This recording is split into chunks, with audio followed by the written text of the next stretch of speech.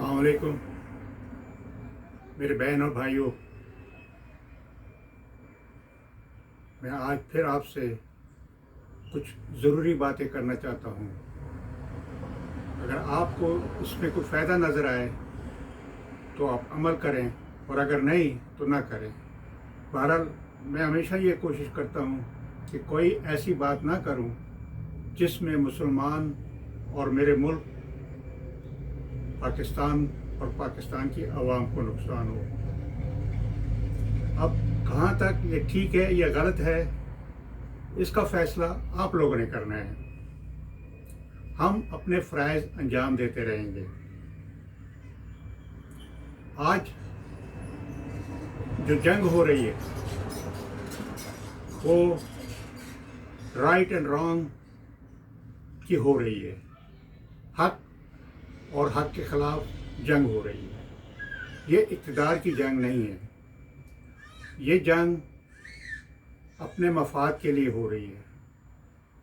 और मेरे लिए जैसे गरीब अवाम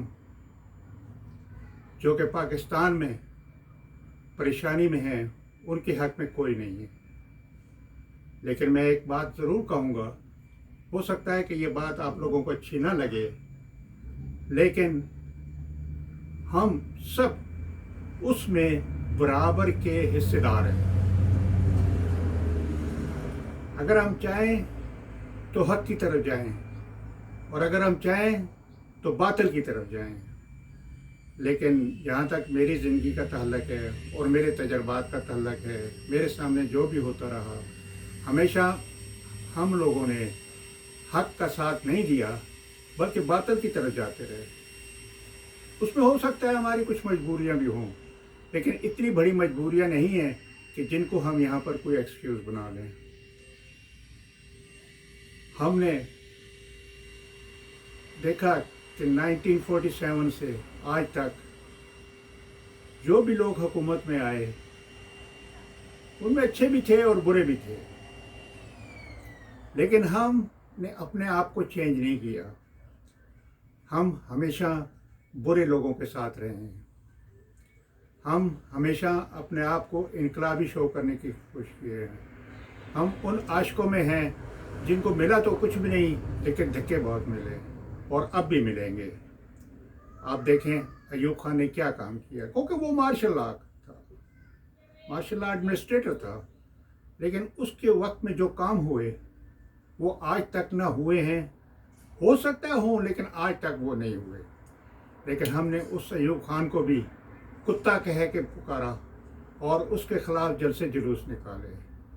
इससे साबित होता है कि ये हमारी एक ट्रेडिशन है कि हम आने वाले को जिंदाबाद कहते हैं, जाने वाले को मुर्दाबाद कहते हैं। हम ये नहीं देखते कि जाने वाला कैसा था और आने वाला कैसा है। लेकिन बहरहाल हर कौम की एक ट्रेडिशन होती है और ये हमारी ट्रेडिशन है। इस वक्त मैं कुछ बातें जो कि मेरा असल मकसद है उसकी तरफ मैं करना चाहता हूँ।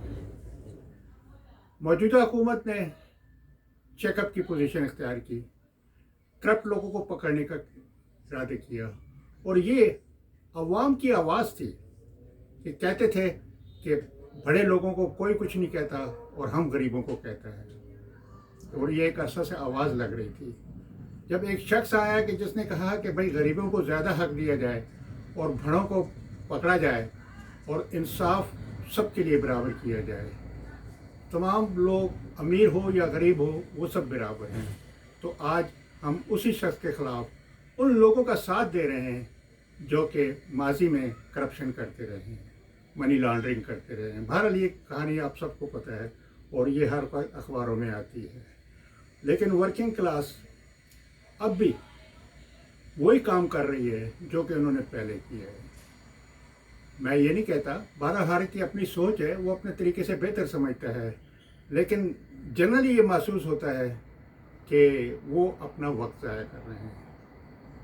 ये लीडर, मैं भी छोटा सा पॉलिटिशियन हूँ, इतना बड़ा तो नहीं हूँ अमेरिका में, लेकिन मैंने ये देखा है कि जब हमें किसी चीज़ की ज़रूरत होती है तो हम बहुत अच्छे हो जाते हैं, सोच भी नहीं सकता आदमी।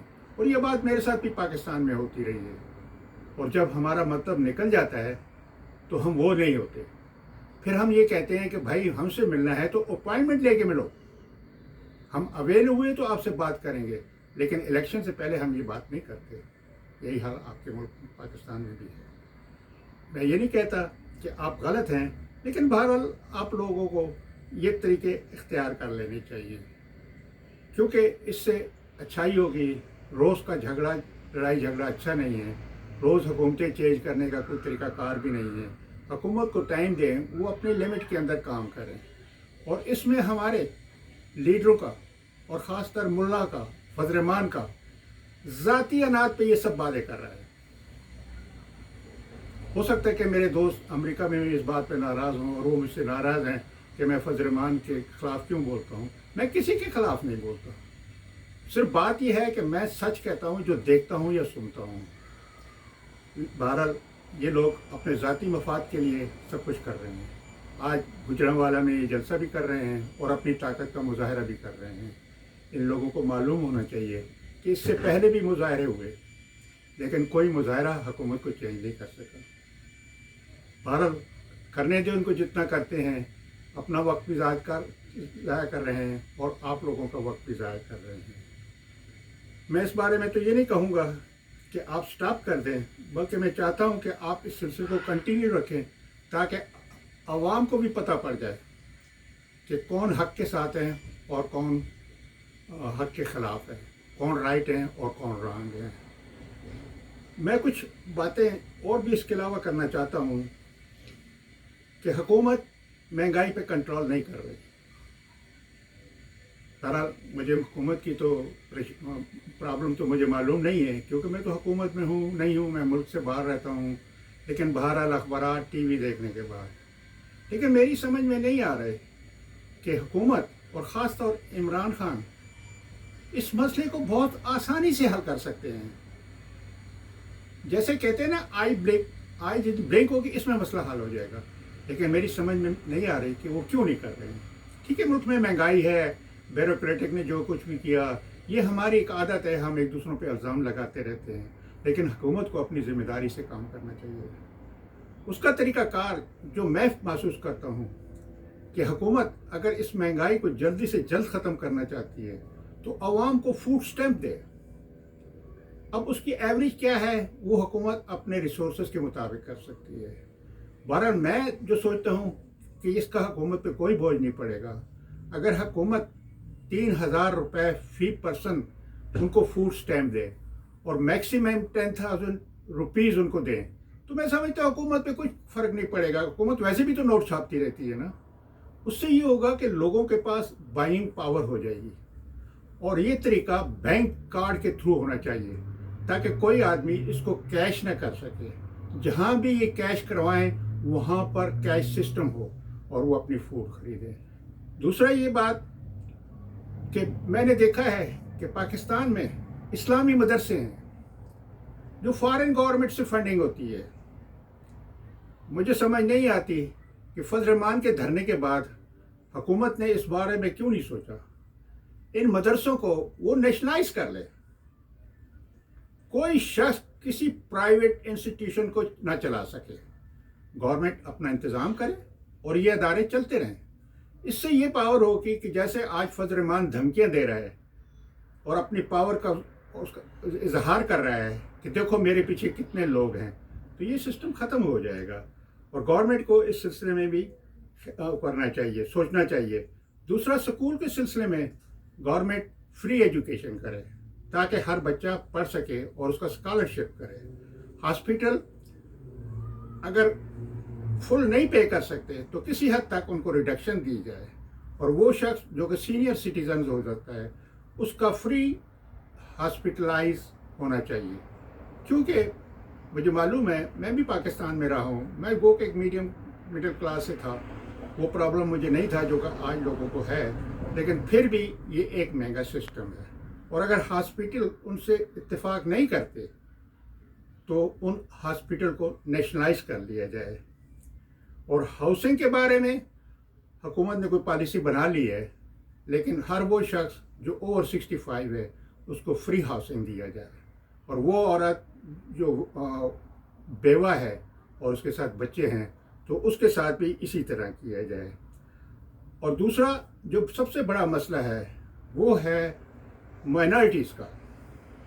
پاکستان میں مائنارٹی سسٹم ختم کر دیا جائے.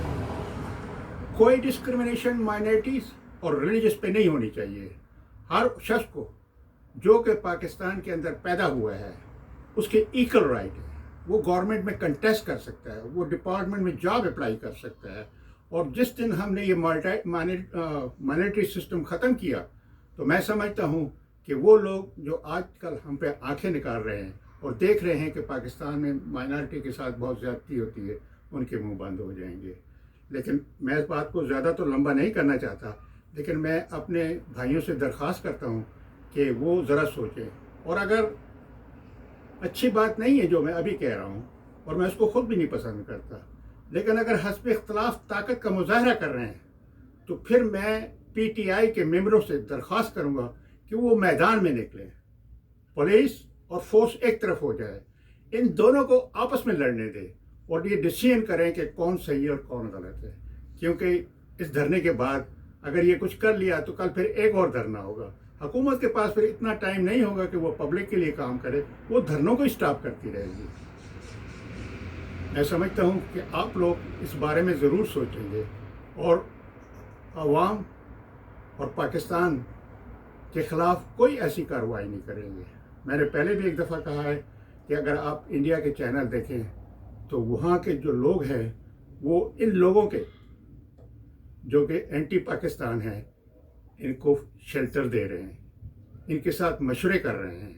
ہو سکتا ہے یہ پاکستان میں تو آپ کو نہ محسوس ہو, لیکن ہم یہاں پر محسوس کرتے ہیں. اور اس کے ساتھ میرا ایک سفر تھا جو کہ مجھے یورپ میں برطانیہ, فرانس اور بحرین جانا تھا, لیکن پاکستان کے کرونا وائرس لا کے بعد مجھے یہ پریشانی ہو گئی ہے. اس لیے پہلے میرا پروگرام برطانیہ جانے کا تھا, لیکن اب میں برطانیہ نہیں جاؤں گا, کیونکہ اگر میرا بھی پروگرام ہے کہ اگر اینٹی پروٹیسٹ وہاں پر ہوئے, گورنمنٹ پروٹیسٹ ہوئے, تو میں اس میں حصہ لوں گا. میں آگے بھی انگلینڈ میں حصہ لیتا رہا ہوں اور اللہ کا فضل ہے کہ مجھے آج تک کوئی تکلیف نہیں ہے, اور میں اللہ اور اللہ کے رسول پہ بھروسہ کرتا ہوں. اگر اس نے مجھے محفوظ رکھنا ہے تو کوئی مجھے نہیں چھیڑ سکتا. لیکن ہمارے ایمان کمزور ہو گئے ہیں اور ہم نے دنیا داری کی طرف اتنا رجحان کر لیا ہے کہ میری سمجھ میں نہیں آتا. کھانی تو 2 روٹی ہوتی ہیں اور رہنے کے لیے ایک اچھا سا گھر مل جائے تو میرے خیال میں ہمارے مطالبات اتنے ہی رہتے ہیں. لیکن وہ لوگ جو بلین اور ٹریلین ڈالر جمع کر چکے ہیں, میری سمجھ میں نہیں آتا کہ وہ کیا کریں گے. بہرحال میری طرف سے آپ سب کو خدا حافظ, اور یہ سوچیں اور دیکھیں کہ گجرانوالہ میں کیا ہونے والا ہے, اور اس اجر گجرانوالہ کے کو ختم کرنے کے لیے اور اس کے بعد مزید دھرنے ہونے کے لیے میں پی ٹی آئی کے ممبروں سے درخواست کروں گا کہ وہ میدان میں نکلیں اور فیس ٹو فیس اپنی طاقت کا مظاہرہ کریں. پاکستان زندہ باد. خدا حافظ.